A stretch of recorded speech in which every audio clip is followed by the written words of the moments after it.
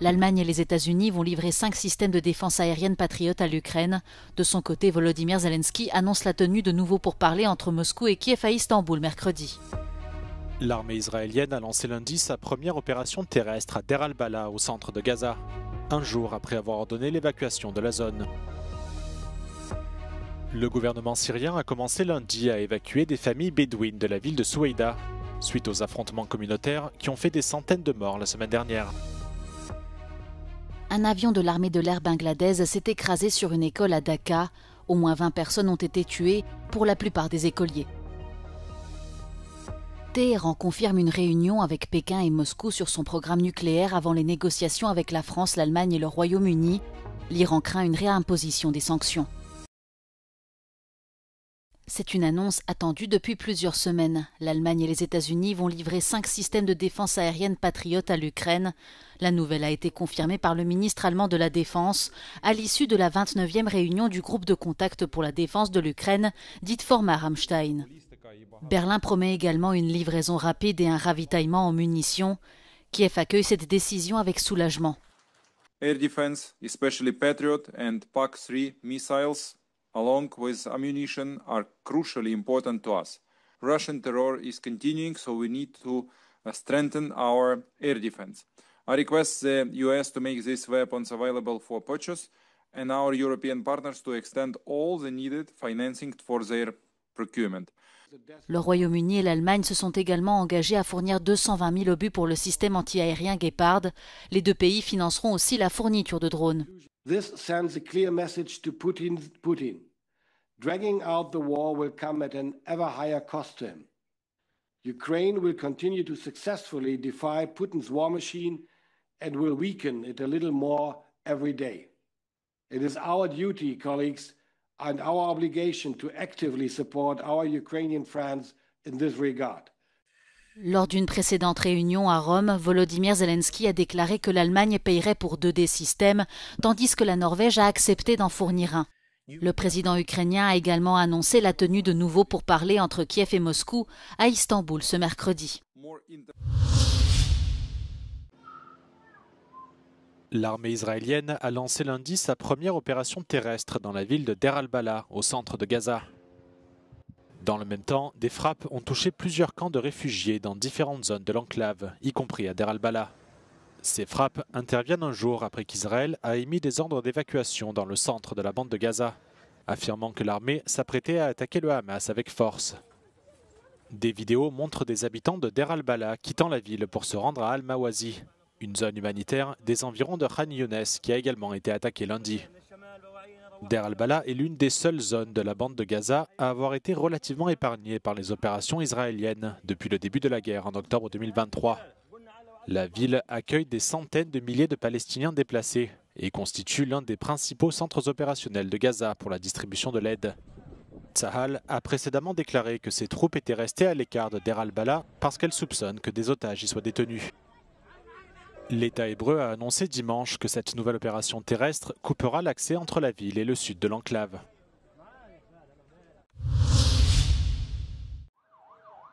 Le gouvernement syrien commence à évacuer des familles bédouines de Soueïda dans le sud du pays, après les violents affrontements communautaires dans la région.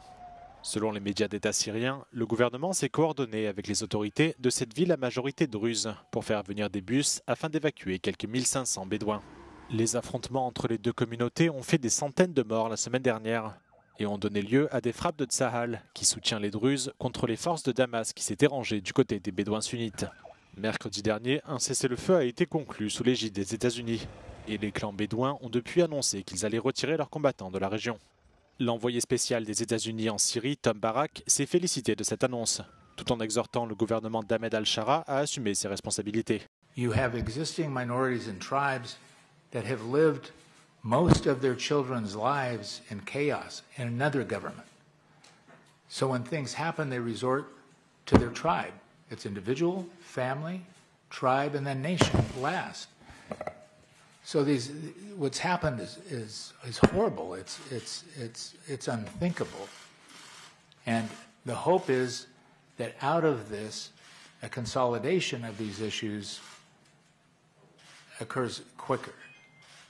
But you have a Syrian government in effect. They need to be held accountable. They also need to be given the responsibility that they're there to do. Les affrontements entre Bédouins et Druzes menacent de fragiliser encore la Syrie après une quinzaine d'années de guerre civile sous le régime de Bachar el-Assad. La Syrie abrite plus de la moitié des quelques 1 million de Druzes dans le monde.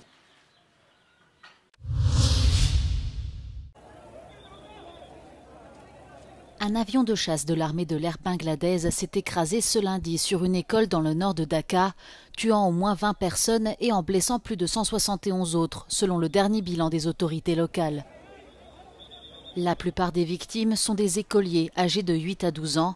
Les sauveteurs ont tenté de transporter un maximum de blessés vers les hôpitaux locaux. L'armée a déclaré que l'engin s'était écrasé peu après son décollage en raison d'une défaillance technique vers 13 h, heure locale, et qu'il avait immédiatement pris feu. Le pilote, identifié sous le nom de Toukir Islam Sagar, est mort de ses blessures. Il s'agit de l'accident d'avion le plus meurtrier de l'histoire récente de la capitale bangladaise. Muhammad Yunus, le chef du gouvernement provisoire, a promis d'ouvrir une enquête sur l'accident et décréter un jour de deuil national dans tout le pays ce mardi.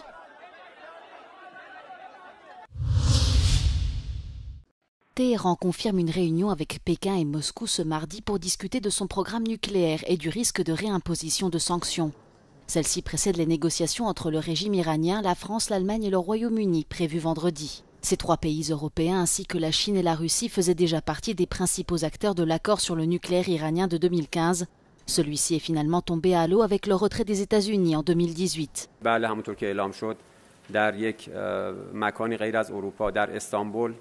این نشست برگزار خواهد شد در سطح معاونان وزیر امور خارجه با حضور مسئول سیاست خارجی اتحادیه اروپایی در واقع معاون مسئول سیاست خارجی اتحادیه اروپایی موضوع گفتگو هم روشن هست رفع تحریم ها و مباحث مربوط به برنامه هسته‌ای صلح‌آمیز ایران. Les pays européens ont menacé de déclencher le mécanisme de retour à zéro de l'accord de 2015 qui permettrait de réimposer des sanctions en cas de non-respect de l'accord par Téhéran ou d'absence de progrès dans les négociations d'ici la fin du mois d'août.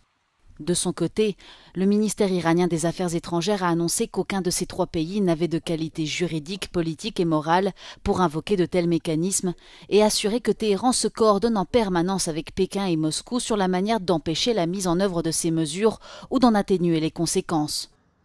Il a également ajouté qu'aucune discussion avec Washington n'était prévue pour le moment. Lors d'une interview diffusée dimanche en direct sur la chaîne publique ARD, environ 20 à 25 militants du collectif CPB, Center for Political Beauty, ont fortement perturbé l'entretien d'Alice Weidel, co-dirigeante de l'AfD. Cachés sous la terrasse, ils ont soudain surgi avec des haut-parleurs scandant « Scheiße AfD ». Le bruit était tel que l'interview est devenue quasiment inaudible. La police est intervenue mais n'a finalement arrêté personne. Fidèle à son style mêlant art et action politique, le CPB a frappé un grand coup tout en gardant un mode d'action pacifique mais radical, ce qu'il qualifie lui-même comme une forme de résistance artistique contre l'extrême droite.